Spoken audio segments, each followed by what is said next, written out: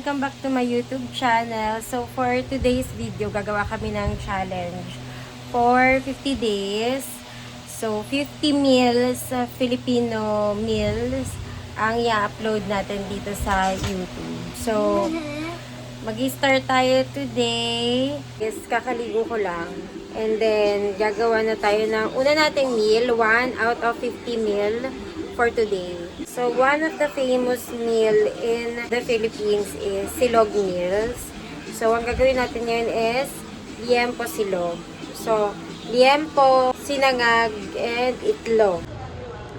Nandito mga babies. So, bago ko magluto, lalaro sila dito. Hello. Aming aquarium. Aurora, say hi! Parang may sala dito sa labas namin, guys. Kasi, tignan mo. May sofa. Ayan, ito yung liempong gagamitin natin. Nabili ko lang to sa Dali. I-marinate natin siya dito sa calamansi, sa bawang, sa patis, then sa pepper. Yan. So, before we get started, nagayat na lang muna ako nung mga, kailangan natin para dire-diretso na yung luto natin. Kaya tayo ng bawang para makapagluto tayo ng dire-diretso na liempo silog. Atin munang hinayat tong mga to, tapos ilinisan natin tong liempo. Mami, pwede ko dikit ditin.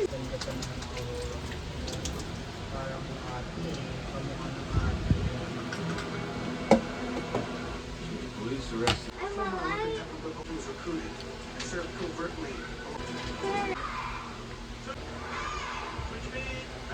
Parang nido.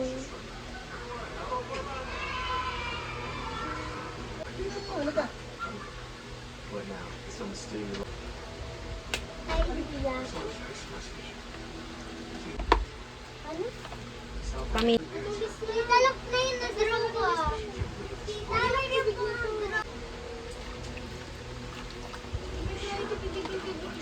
yung katita. Kaya mo, may ano pa. Enough na hari. Enough lang kasi half kilo lang naman yung ating liempo.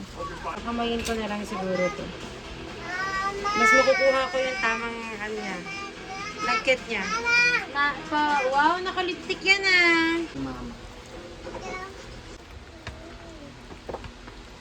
So yan. Dapat parang ganyan siya kalagkit. No, parang yan yung yung magsisilbing coating niya kapag pinrito na natin siya.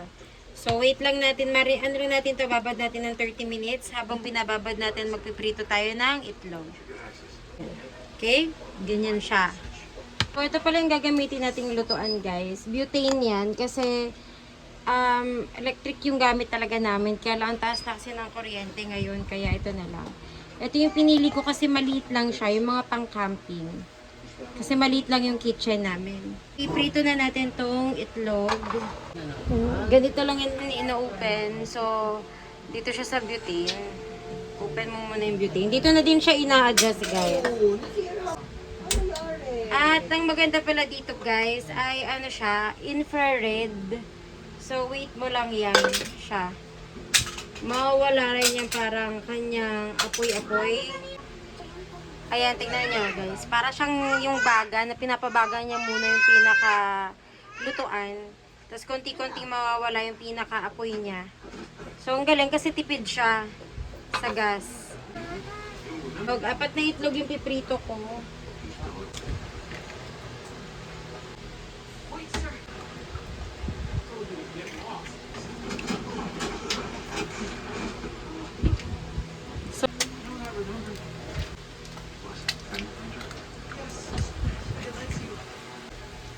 Kung gusto nyo lagyan ng pepper, hininaan ko pa siya ng kaunti kasi mabilis talaga siyang uminit yung lutuan natin. Lang natin para mas madali.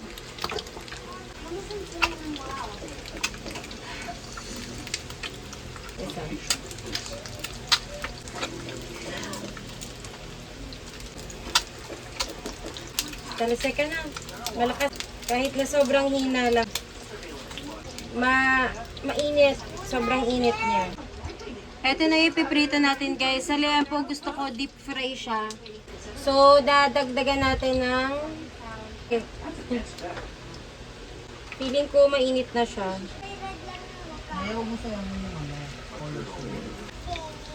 Hindi masyadong maganda yung liempo na nakuha natin ngayon.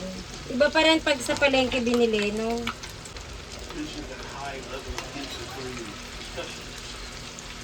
So, next batch na lang itong tatlo. Yan, balik-balik na rin na lang muna natin. Ayaw naman natin magsunog kasi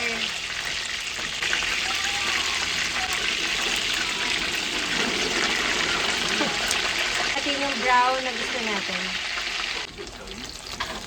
Yan. Achieve. So, balik na rin nyo lang ulit para maluto ulit ng maganda yung kabilang side. So, let's see. Let's check. Yan. Ganito yung gusto nating pagkakulay ng ano, 'di ba? Prito. So, kayo, kung gusto niyo sobrang tostado pa, push pa sa tagal bago nyo hanguin.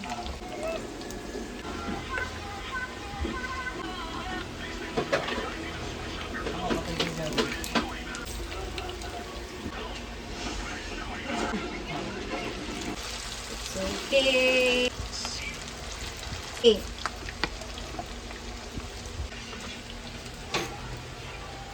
Tanggalin na natin. Next natin yung garlic rice. Yun ang kukumpleto sa ating liempo silog.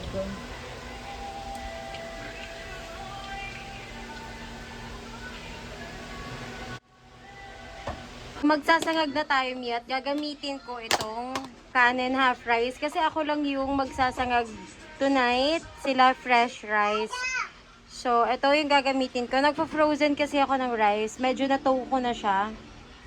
Yan. Yan guys, dinurog-durog ko na lang siya. Yan siya. Maganda na yung isangag kasi dapat talaga ay ganitong mga rice. Yan din yung pinagprituhan kanina ng lahat. Pag mainit na, ilalagay na natin yung garlic and then yung rice. Classic garlic rice lang yung gagawin natin. Wala tayong ibang ihahalo. Salt and pepper lang.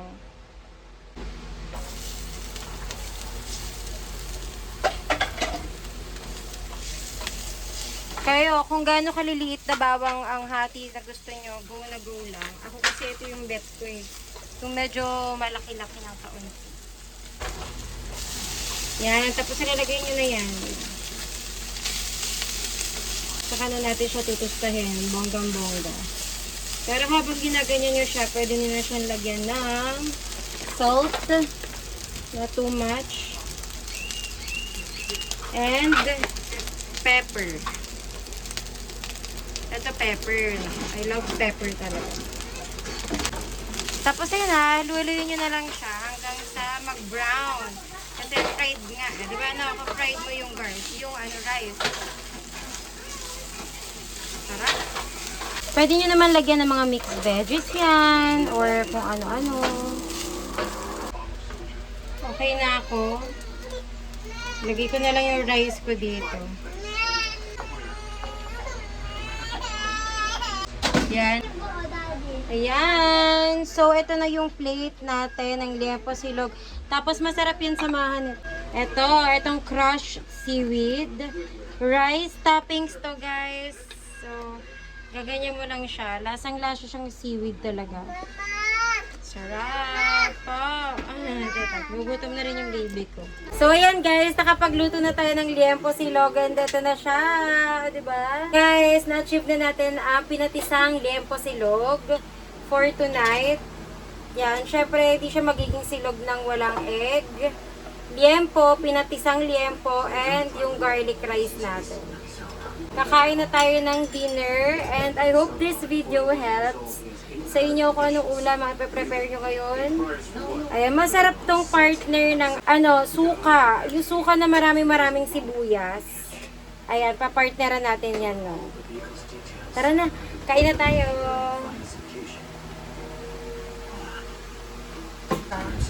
Kain na tayo.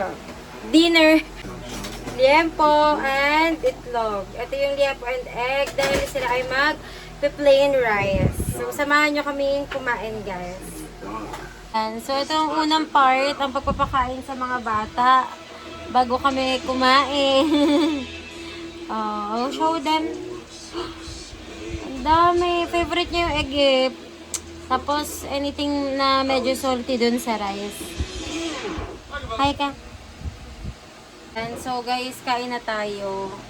Tapos ko napakainin yung mga bagets. Meron tayong suka. Magkakamay lang tayo today. Pasensya na sa pagkakamay. I don't really care. Up. So yun guys, kakain lang kami and thank you so much guys for watching. See you on my next video ng cooking natin. Marami pa tayong video na gagawin kasi pang-una pa lang to and then challenge natin is 50 meal challenge. So yun lang. Thank you so much guys for watching. Bye!